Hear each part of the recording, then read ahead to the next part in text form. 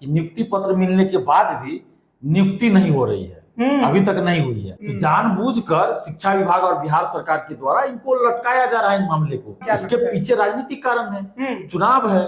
पिछले साल लोकसभा चुनाव था तो जल्दी जल्दी ज्वाइन करवा दिया। तो हम तो निवेदन करते हैं, आग्रह करते हैं एसीएस एस सिद्धार्थ सर से और मुख्यमंत्री नीतीश कुमार जी से कि बीपीएससी टीआरई 3 से चयनित शिक्षकों को जल्द से जल्द ज्वाइन करवाइए और इससे संबंधित आधिकारिक ऑफिशियल लेटर आप जारी कीजिए। और संजीव मुखिया ये बात कबूल किया है कि कुछ कोचिंग संचालक, कोचिंग शिक्षक पेपर लीक में संलिप्त रहते हैं, उनको मोटी रकम मिलता है, कोचिंग का ब्रांडिंग करते हैं, स्टूडेंट्स वो हमको देते हैं। 3 कोचिंग संचालक पेपर लीक में संलिप्त। लेकिन आज तक किसी कोचिंग संचालक, कोचिंग शिक्षक पे कार्रवाई क्यों नहीं हुई? 1000 करोड़ रुपए का घोटाला हुआ है, जो मंत्री के साथ बैठते हैं, मुख्यमंत्री जी के साथ जिनका फोटो वायरल होता है, वैसे शिक्षक बोल रहे हैं, तो उसकी जांच तो होनी चाहिए ना। नमस्कार, आप लाइव बिहार देख रहे हैं। मैं हूं राजमोहन तिवारी। देखिए, बिहार में विधानसभा का चुनाव होना है, लेकिन जिस तरीके से बीते कुछ महीनों से बिहार के अंदर नौकरियों को लेकर क्रेडिट का होर लगा, चाहे तेजस्वी यादव हो या फिर नीतीश कुमार हो या फिर डिप्टी सीएम सम्राट चौधरी हो, लेकिन बीपीएससी टीआरई 3 परीक्षा संपन्न हो चुकी, अभ्यर्थी भी चयनित हो गए, शिक्षक बन गए, लेकिन अब तक उनको ज्वाइनिंग नहीं हो पाई है। और उसको लेकर अभ्यर्थी जो है, जो चयनित शिक्षक हैं, वो आंदोलन करने को अब बेताब हो गए हैं। उनका कहना है कि आखिरकार इतनी देरी क्यों? टीआरई 1, टीआरई 2 में तो इतनी देरी नहीं हुई, तो फिर टीआरई 3 में इतनी देरी क्यों? क्या है चुनावी मुद्दा इसे माना जाए? क्या चुनावी करिश्मा करने की कोशिश है, वोटरों को लुभाने की कोशिश है? कुछ समझ में शिक्षकों को आ नहीं रहा है। तो अब आंदोलन करेंगे, कैसे करेंगे, क्या करेंगे, इस पर भी हम बात करेंगे। लेकिन साथ ही साथ जो संजीव मुखिया की गिरफ्तारी हुई है पेपर लीक मामले में, साफ तौर पर यह कहा है कि कोचिंग माफियाओं की भी इसमें संलिप्तता है। तो वो कोचिंग माफिया कौन है जो पेपर लीक कराता है? देखिए, बिहार में युवा जो छात्र हैं, बेरोजगार हैं, अभ्यर्थी हैं, उनके आंदोलन हमेशा होता रहता है, लेकिन उनकी समस्या का निदान आज तक कभी नहीं हुआ। बीपीएससी का मैटर देख लीजिए, 70वीं का क्या हुआ? इतना बड़ा आंदोलन, इतना दिनों तक संघर्ष, लेकिन कुछ नहीं हुआ। तो कैसे होगा सब कुछ? बेहतर तरीके से समझेंगे। हमारे साथ छात्र नेता दिलीप मौजूद हैं। सबसे पहले तो बीपीएससी टीआरई 3 अभ्यर्थी चयनित हो गए, शिक्षक बन गए, नियुक्ति में देरी क्यों? देखिए, ये बड़ा अजीब मामला है अपने आप में कि नियुक्ति पत्र मिलने के बाद भी नियुक्ति नहीं हो रही है, अभी तक नहीं हुई है। और गांधी मैदान में बिहार के मुख्यमंत्री नीतीश कुमार जी ने खुद अपने हाथों से बीपीएससी टीआरई 3 से चयनित शिक्षकों को नियुक्ति पत्र बांटा था 9 मार्च को, और 1.5 महीना से ज्यादा हो गया। ये नियुक्ति पत्र कैसा था कि हाथ में मिल गए लेकिन हम स्कूल नहीं जा सकते? अजीब लगता है भाई, कैसा नियुक्ति पत्र तो बांटा गया? नियुक्ति पत्र का तो यही मतलब होता है कि मैं नियुक्त हो गए आप, लेकिन अभी तक नियुक्त नहीं हुए हुए, स्कूल में ज्वाइनिंग नहीं दिया गया है, स्कूल आवंटित नहीं हुआ। बस नियुक्ति पत्र लेने के बाद भी ये लोग नियुक्ति के लिए भटक रहे हैं। और जिन शिक्षकों को स्कूल में बोर्ड पे होना चाहिए, वो पटना में सड़क रोड पर है। जिनको स्कूल में बोर्ड पे होना चाहिए, वो पटना में रोड पर है। ये बहुत दुखद है और ऐसा नहीं होना चाहिए। शिक्षकों का सम्मान होना चाहिए। सरकार को और बिहार के शिक्षा विभाग को शिक्षकों के प्रति संवेदनशील होना चाहिए। लेकिन आप देखिए, 1.5 महीना से अधिक हो गया नियुक्ति पत्र बांटे हुए, अभी तक ये शिक्षक जो है, मतलब शिक्षक बनने के बाद भी ये बेरोजगार शिक्षक है, इनको कोई रोजगार ही नहीं है। नियुक्ति पत्र मिल जाने के बाद भी ये बेरोजगार है, और जब तक ये योगदान नहीं देंगे इनको कोई पैसा भी नहीं मिलेगा। तो जानबूझकर शिक्षा विभाग और बिहार सरकार के द्वारा इनको लटकाया जा रहा है इन मामले को, किसी न किसी बहाने टाइम पे टाइम दिया जा रहा है। आखिर टीआरई 1, टीआरई 2 में कैसे इतनी जल्दी आपने ज्वाइनिंग करवा दिया? तो क्या है इसके पीछे? आपको कारण क्या? इसके पीछे राजनीतिक कारण है, चुनाव है। पिछले साल लोकसभा चुनाव था तो जल्दी जल्दी ज्वाइन करवा दिया। इस बार विधानसभा चुनाव थोड़ा आगे है तो थोड़ा लेट से करवाया जा रहा है कि अगस्त तक ले जाए, ताकि सितंबर में आचार संहिता लागू होगा, अक्टूबर नवंबर में चुनाव होगा, तो उसका फायदा हमको मिल जाए। लेकिन हम कहना चाहते हैं, जो भी ऐसा सोच रहे हैं वो गलत सोच रहे हैं, क्योंकि ये शिक्षक है। इनके साथ आप खेल कीजिएगा तो ये भी आपके साथ चुनाव में खेल कर देंगे। अगर अभी इनको स्कूल में ज्वाइन कराइएगा, अभी से इनको वेतन मिलेगा तो चुनाव में आपको फायदा होगा इसका, ये सभी लोग आपको वोट देंगे। लेकिन अगर आप अभी ज्वाइन नहीं करवाते हैं, इनको पैसा नहीं मिल रहा है, तो इसका बदला आपको ये लोग चुनाव में ले लेंगे। इसलिए शिक्षकों के साथ कोई खेल नहीं कीजिए, संवेदनशीलता दिखाइए और जल्द से जल्द टीआरई 3 से चयनित शिक्षकों को ज्वाइन करवाइए। और हम लोग 25 अप्रैल को जब गांधी मैदान में मीटिंग रखे थे, उसके अगले दिन एसीएस एस सिद्धार्थ सर ने कहा कि 3 से 5 मई तक स्कूल में रहेंगे ये लोग। अच्छा, लेकिन आज 1 मई है और अभी तक कोई ऑफिशियल लेटर जारी नहीं हुआ है। तो हम तो निवेदन करते हैं, आग्रह करते हैं एसीएस एस सिद्धार्थ सर से और मुख्यमंत्री नीतीश कुमार जी से कि बीपीएससी टीआरई 3 से चयनित शिक्षकों को जल्द से जल्द ज्वाइन करवाइए और इससे संबंधित आधिकारिक ऑफिशियल लेटर आप जारी कीजिए। अगर ऑफिशियल लेटर आप जारी नहीं करते हैं तो 5 मई को हम लोग आंदोलन कर रहे हैं पटना में, जो कि पहले से निर्धारित है। 25 अप्रैल को ही डेट घोषित हुआ था। अगर 5 मई से पहले आप लेटर जारी कर देते हैं ऑफिशियल, तो हम लोग आंदोलन स्थगित कर देंगे। अगर लेटर जारी नहीं होता है फिर 5 मई को हम लोग पटना में आंदोलन करेंगे। ये आंदोलन कैसा होगा आप लोगों का? आंदोलन शांतिपूर्वक होगा। कहां से शुरू होगा, कैसे चलेगा? ये अभी हम लोग जगह तय करेंगे, या तो गांधी मैदान या डाक बंगला चौराहा या शिक्षा विभाग या फिर कहीं और भी होगा। तो इस सब चीज पर भी चर्चा चल रही है। पटना में ही होगा, जहां भी होगा पटना में होगा। लेकिन हम ये कहना चाहते हैं कि ऐसी नौबत क्यों आ रही है, ये दुर्भाग्य है इस बिहार का। ये दुखद है कि नियुक्ति पत्र मिल जाने के बाद भी स्कूल में नियुक्ति के लिए सड़क पे आंदोलन करना पड़ेगा शिक्षकों को। ये अच्छा नहीं लगेगा। ये चुनावी वर्ष है, हमें भी अच्छा नहीं लगता कि हम भाई आंदोलन करें सरकार के विरोध में और उसका फायदा विपक्ष को मिले। हम नहीं चाहते कोई भी सरकार रहे, क्योंकि विपक्षी को फायदा मिलता है, चाहे वो तेजस्वी यादव विपक्ष में रहे या बीजेपी विपक्ष में रहे। जो भी पार्टी विपक्ष में रहती है उसको फायदा मिलता है सरकार के विरुद्ध कोई आंदोलन होता है। लेकिन हम ऐसा नहीं कभी चाहते हैं।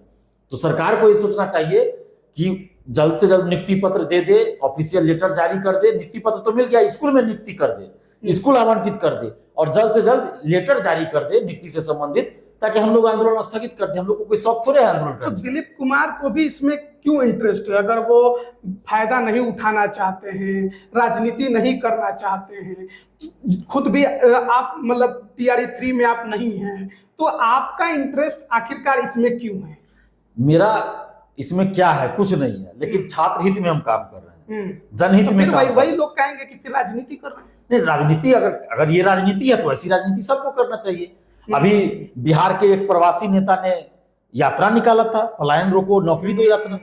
तो अभी टीआरई 3 के ज्वाइनिंग के लिए क्यों नहीं हो, एक बार भी बोलना चाहिए था। नौकरी तो यहाँ मिली हुई है लेकिन ज्वाइनिंग नहीं हो रही है, तो उनको एक बार बोलना चाहिए। विपक्ष के जितने भी नेता हैं उनको बोलना चाहिए टीआरई 3 के ज्वाइनिंग क्यों नहीं करवा रहे हैं। सत्ता पक्ष में जो आज है, जब विपक्ष में रहते हैं तो उस समय बोलते हैं, अभी क्यों नहीं पूरा कर रहे हैं, इनको नियुक्त क्यों नहीं करे, चाहे सम्राट चौधरी जी हो, विजय सिन्हा जी हो, क्यों नहीं कर रहे हैं? ज्वाइन करवाना चाहिए। और विपक्ष में जितने नेता हैं वो लोग क्यों नहीं आवाज उठा रहे हैं कि भाई नियुक्ति पत्र मिलने के बाद भी उनको नियुक्त क्यों नहीं किया जा रहा है? तो अगर टीआरई 3 से चयनित शिक्षकों को नियुक्ति दिलाने के लिए, स्कूल में नियुक्ति दिलाने के लिए अगर आंदोलन करना राजनीति है, तो मैं समझता हूँ ऐसी राजनीति हर नेता को करना चाहिए। अगर पेपर लीक के खिलाफ लड़ना राजनीति है तो ऐसी राजनीति तो होना चाहिए। शिक्षा लीडर का काम क्या है? बयान आया था, मैंने सुना 1-2 दिन पहले कि उन्होंने कहा था जल्द से जल्द इनकी नियुक्ति कर दी जाएगी, ज्यादा घबराने की जरूरत तो वही तो हम कह रहे हैं कि मौखिक आप बोल रहे हैं और ऑफिशियली लेटर तो जारी कर दीजिए ना। हम लोग तो वही कह रहे हैं कि हम लोगों को कोई शौक नहीं है आंदोलन करने का। मंत्री पर, अधिकारी पर, नीतीश कुमार पे भरोसा नहीं है। भरोसा तो किसी पर नहीं कर सकते जब तक ऑफिशियल लेटर जारी नहीं होगा, तो कैसे भरोसा करें? ये तो कई बार हुआ है कि मुंह से बोलते। वैसे भी हम लोग का आंदोलन तो 5 मई को है और एसीएस सर ने बोला था 3 से 5 मई के बीच में। तो उससे पहले तो उनको लेटर जारी करना पड़ेगा, तभी तो आप ज्वाइन करवाइएगा। तो ऑफिशियल लेटर जारी हो जाए, 5 मई को हम लोग आंदोलन स्थगित कर देंगे, नहीं करेंगे आंदोलन। हम लोग को कोई शौक थोड़े आंदोलन करने का। अच्छा, आपने पेपर लीक का भी जिक्र, आपने एक चीज और कहा कि मेरी रुचि इतनी क्यों है। यही बीपीएससी टीआरई 3 है जिसका पेपर लीक हुआ था और मैंने ही उजागर किया था।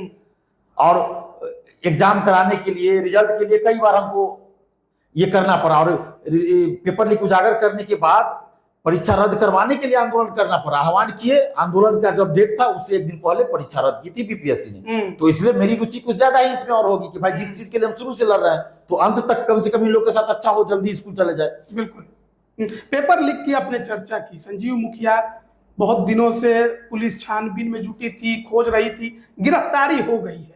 संजीव मुखिया से पूछताछ चल रही है। पेपर लीक में माना जा रहा है कि सबसे बड़ा जो रैकेट है उसमें संजीव मुखिया का बड़ा हाथ है। कोचिंग संचालकों की बात उन्होंने कबूली है कि पेपर लीक में कोचिंग संचालकों की भूमिका है, कई अखबारों में भी छपा है, कैसे देख रहे हैं? देखिए, इस TRE 3 पेपर लीक में भी संजीव मुखिया संलिप्त था, सिपाही भर्ती पेपर लीक में संलिप्त था, नीट और इन तीनों मामलों में मास्टरमाइंड बताया गया। और संजीव मुखिया ये बात कबूल किया है कि कुछ कोचिंग संचालक, कोचिंग शिक्षक पेपर लीक में संलिप्त रहते हैं, उनको मोटी रकम मिलता है, कोचिंग का ब्रांडिंग करते हैं, स्टूडेंट्स वो हमको देते हैं। तो ये बात तो हम पहले से कहते आ रहे हैं कि जो सेटर है उसको स्टूडेंट कहाँ से मिलता है। 266 लोग हजारीबाग से पकड़े गए, क्यों नहीं जांच हुआ कि भाई वो किस कोचिंग के स्टूडेंट थे, उस कोचिंग वाले से क्यों नहीं पूछताछ हुई, और वो स्टूडेंट सेटर के पास कैसे गया, कैसे कांटेक्ट किया, क्या कोचिंग वाले ने कांटेक्ट करवाया? तो ये बात तो सामने आनी चाहिए। और अखबार में भी खबर छपी है आज कि संजीव मुखिया ने इस बात को कबूल किया कि कोचिंग शिक्षक शामिल है। पिछले साल अगस्त महीने में भी अखबार में खबर छपी कि सिपाही भर्ती और BPSC TRE 3 पेपर लीक में पटना के 3 कोचिंग संचालक शामिल है। कुछ महीने पहले आर्थिक अपराध इकाई के एक अधिकारी ने, मानवजीत सिंह ढिल्लों जो है, उन्होंने मीडिया में कहा कि 3 कोचिंग संचालक शामिल पेपर लीक में शामिल। लेकिन आज तक किसी कोचिंग संचालक, कोचिंग शिक्षक पे कार्रवाई क्यों नहीं हुई, ये बड़ा सवाल है। आखिर कौन इन कोचिंग शिक्षकों को बता रहा है? कहना था कि जांच चल रही है। तो कब तक जांच चलेगी? जांच आखिर कब तक चलेगी? जब नाम आ रहा है तो नाम तो उजागर कीजिए, नाम क्यों नहीं उजागर किया जा रहा? और ये कोचिंग शिक्षक जो पेपर लीक और धांधली सेटिंग में संलिप्त रहते हैं, ये शिक्षक नहीं है, ये शिक्षक के नाम पे बहुरूपीय रंगा सियार जल्लाद है, जल्लाद है, जल्लाद। ये बिहार के लाखों युवाओं का शैक्षणिक हत्यारा है ये लोग, ये शैक्षणिक हत्या करता है ये लोग। बिहार के लाखों युवाओं के सपनों को, उनके करियर को, उनके भविष्य को बेचता है, सौदा करता है ये लोग। तो ये सौदागर है ये लोग, कोचिंग की आड़ में ये लोग सौदागर है, सौदा करता है, भविष्य का सौदा करता है, बेचता है ये लोग, नौकरी बेचता है। और बाहर बोर्ड लगता है कोचिंग का, अंदर कुछ और काम होता है। ये तो समझिए कि एक तरह से टोकन मनी है कि आप आइए कोचिंग में, रजिस्ट्रेशन कराइए, आपका सेटिंग कराएंगे। तो EOU नाम उजागर क्यों नहीं कर रही है? बड़ा सवाल है। ये तो EOU को बताना चाहिए कि भाई ऐसी कौन सी सुरक्षा को खतरा हो जाएगा देश की सुरक्षा को कि आप कोचिंग शिक्षक का नाम उजागर नहीं कर रहे हैं। संजीव मुखिया ने कोचिंग संलिप्तता की बात कही है तो उन्होंने नाम भी बताया होगा। नाम भी बताया होगा, जाहिर सी बात है।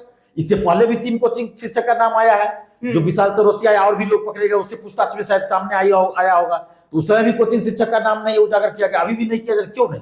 बिहार की 14 करोड़ जनता और लाखों युवाओं को ये जानने का अधिकार है कि वो कोचिंग शिक्षक कौन है, जो शिक्षक के रूप में जल्लाद है, सेटर है, रंगासियार है, बहुरूपिया है, और ये सेटिंग करता है, पेपर लीक कराता है। ये सम्मान देने के लायक नहीं है ये लोग। इनको तो आदर के साथ नाम भी अपने लेंगे, जो भी कोचिंग शिक्षक संलिप्त रहते हैं उनका आदर के साथ नाम क्यों लेंगे? आप नाम बताइएगा तभी तो जो अभ्यर्थी हैं वो उनसे बचेंगे। बिल्कुल, वही तो हम कह रहे हैं ना कि नाम बताइए। और पटना के एक प्रसिद्ध कोचिंग शिक्षक खान सर ने ये कहा था 17वीं BPSC री एग्जाम के आंदोलन के समय कि 1000 करोड़ रुपए का घोटाला हुआ है 17वीं BPSC में। किस अधिकारी के खाते में, किस अधिकारी की पत्नी के खाते में, और किस कंपनी में गया, ये सब कुछ हमको जानकारी है। ये सारा सबूत हम कोर्ट में देंगे, और री एग्जाम नहीं हुआ तो उजागर भी करेंगे। तो न कोर्ट में सबूत दिए, न मीडिया में रखे, और न ही उजागर किए। तो क्यों नहीं नाम उजागर कर रहे हैं? और आर्थिक अपराध इकाई और पटना पुलिस क्यों नहीं खान सर से पूछताछ कर रही है? संजीव मुखिया से भी क्या 1000 करोड़ रुपए का कोई लिंक है या नहीं है? इसकी जांच होनी चाहिए। और खान सर अगर ईमानदार होते तो छात्र हित में काम करते तो अधिकारी का नाम बताते, हमारे पास कुछ आता है तो आर्थिक अपराध इकाई को भेजते, मीडिया में उजागर करते हैं। खान सर क्यों नहीं कर रहे? इसका मतलब कहीं ये तो नहीं है कि खान सर खुद पेपर लीक में संलिप्त है, और जांच से और गिरफ्तारी से बचने के लिए इन्होंने इस तरह का खेल खेला कि प्रेशर में आ जाए सरकार कि अगर हमें गिरफ्तार कीजिएगा तो हम सारे नेता मंत्री का नाम उजागर कर देंगे अधिकारी का।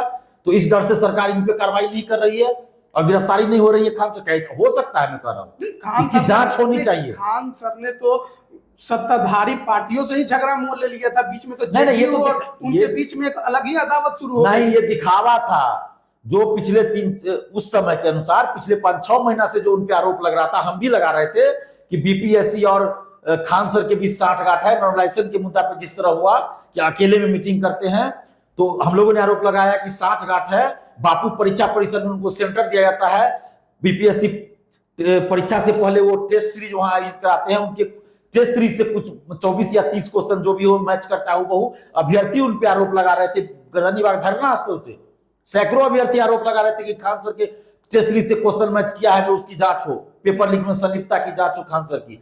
तो इसके लिए वो आए आंदोलन में, और उसमें आंदोलन में भी 5-6 स्टूडेंट्स को खरीदा गया, पैसा देकर खरीद कर उस स्टूडेंट को। बहुत लोगों ने आप पर भी आरोप लगाया उसी आंदोलन में कि आप पैसे लेके साइलेंट हो गए। क्या लेकर साइलेंट हो गए? पैसे लेकर साइलेंट। तो जांच करवा ले, हम तैयार है। आर्थिक अपराध इकाई जांच कर ले, सीबीआई जांच कर ले, ईडी जांच कर ले, बिहार सरकार को जैसे है वैसे जांच कर ले, हम तो कर रहे हैं, हम तैयार है। जहां बुलाया जाएगा हम वहां आ जाएंगे। लेकिन इसकी भी जांच हो कि खान सर ने 1000 करोड़ रुपए की जो बात कही उसकी जांच होनी चाहिए। इससे पहले भी हमने बहुत कुछ कहा तो पुलिस तो उठा के ले गए, जांच तो किया ही गया है मेरा, तो हम तो भाग नहीं रहे हैं, हम तो है। और खान सर क्यों नहीं आर्थिक अपराध इकाई गए, क्यों नहीं मीडिया में बोले? अगर वो ईमानदार होते तो जाते आर्थिक अपराध, या ईमेल कर देते, अभी भी ईमेल कर दे कि हमारे पास ये सबूत है, ये अधिकारी। अभी तक तो नहीं बोले कि हम ईमेल किए, तो बताए अगर ईमेल किए तो। हमने मुख्यमंत्री जी को क्वेश्चन ईमेल किया था 67वीं का, हमने मीडिया में कहा, उन्होंने कॉन्फिडेंशियल समझ के नहीं बताया होगा। तो कॉन्फिडेंशियल समझ के ये भी नहीं बताते कि भाई इस अधिकारी किस किस के खाते में क्या हमको जानकारी, वो भी नहीं बताते। और कोर्ट में सबूत क्यों नहीं दिए? री एग्जाम तो नहीं हुआ, कोर्ट ने खारिज कर दिया केस को। अगर कोर्ट में सबूत देते तो री एग्जाम हो जाता। और अब कब करेंगे नाम उजागर? अब तो मेंस हो गया, अब कब करेंगे? तो इसका मतलब क्या ये समझा जाए कि खान सर भी पेपर लीक में संलिप्त है? इसकी जांच होनी चाहिए। ये आप सवाल उठा रहे हैं। सवाल उठा रहे हैं हम कि अगर खान सर अधिकारी का नाम नहीं बताया, सवाल उठा रहे हैं। बिल्कुल हम सवाल उठा रहे हैं, सवाल उठा रहे हैं, हम सवाल कर रहे हैं, और ये लोकतांत्रिक अधिकार है हमारा। जब इतने फेमस टीचर बोल रहे हैं कि 1000 करोड़ रुपए का घोटाला हुआ है, जो मंत्री के साथ बैठते हैं, मुख्यमंत्री जी के साथ जिनका फोटो वायरल होता है, वैसे शिक्षक बोल रहे हैं, तो उसकी जांच तो होनी चाहिए ना। जांच होनी चाहिए। मैं कर रहा हूं, जांच करवाइए। जांच की आप अनुरोध कर रहे हैं। बिल्कुल। तो देखिए, बिहार के अंदर जिस तरीके से बीते कुछ महीनों में लगातार अभ्यर्थियों का संघर्ष देखने को मिला, खासकर 70वीं बीपीएससी और बीपीएससी टीआरई 3 पेपर लीक की अगर हम बात करें तो बीपीएससी 70वीं में हंगामा हुआ बापू परीक्षा परिसर में, और उसके वहां का सेंटर जो है वो रद्द हुआ, फिर से दोबारा परीक्षा लिया गया। लेकिन संपूर्ण परीक्षा को लेकर बवाल जो है वो काफी ज्यादा हुआ। हाई कोर्ट मामला गया, सुप्रीम कोर्ट मामला गया, लेकिन कुछ हुआ नहीं, अभ्यर्थियों को कुछ हाथ नहीं लगा। आयोग जो चाहता था, जिस हिसाब से करना चाहता था, वैसा हुआ। लेकिन बात बीपीएससी टीआरई 3 के जो चयनित शिक्षक हैं उनके लिए भी बहुत ज्यादा जरूरी है। और सरकार क्या करना चाहती है, जो शिक्षा विभाग है वो क्या करना चाहती है, ये समझ से परे है कि आखिरकार एक लंबा वक्त बीत चुका है जब बीपीएससी टीआरई 3 के अभ्यर्थी परीक्षा दे चुके हैं, शिक्षक चयनित हो चुके हैं, नियुक्ति पत्र को तो मुख्यमंत्री नीतीश कुमार के हाथों से गांधी मैदान में ले चुके हैं। उसके बाद उन्हें ज्वाइनिंग आखिरकार क्यों नहीं दिया जा रहा है, उन्हें स्कूल आवंटित क्यों नहीं किया जा रहा है? बड़े असमंजस की स्थिति में वो फंसे हुए हैं, क्योंकि जब तक स्कूल में योगदान नहीं देंगे तब तक वेतन नहीं मिलेगा। तो आखिरकार चयनित होकर भी ये शिक्षक बेरोजगार हैं। और ऐसे में अब उन्होंने आंदोलन की बात कही है, जैसा कि छात्र नेता दिलीप बता रहे हैं कि 5 मई को पटना में उतरेंगे। अगर उसके पहले लेटर जारी हो गया तो सब ठीक है, कोई आंदोलन नहीं होगा। लेकिन अगर लेटर नहीं जारी होता है तो 5 मई को पटना में चयनित बीपीएससी टीआरई 3 के शिक्षकों का बड़ा आंदोलन आपको देखने को मिलेगा। और पटना में अब जो अभ्यर्थी हैं, जो युवा हैं, उनके आंदोलन आमतौर पर अब होने शुरू हो गए हैं। पता नहीं सरकार किस तरीके से उनके साथ डील कर रही है। साथ ही संजीव मुखिया की गिरफ्तारी के बाद ये माना जा रहा था कि कई बड़े खुलासे होंगे पेपर लीक को लेकर। तो कोचिंग संचालकों की, कोचिंग जो शिक्षक है उनके संलिप्तता की बात सामने आई है। लेकिन कौन है वो कोचिंग संचालक, कौन है वो शिक्षक जो पेपर लीक करा रहे हैं, पटना के हैं, बाहर के हैं, ये तमाम बातें जो हैं वो खुलकर जो है वो सामने नहीं आ रही है। और छात्र नेता दिलीप की ये डिमांड है कि उनके नाम उजागर होने चाहिए। अब ईओयू जो जांच कर रही है वो इस पर क्या आगे एक्शन लेती है, ये देखने वाली बात होगी। आप सभी का बहुत बहुत धन्यवाद।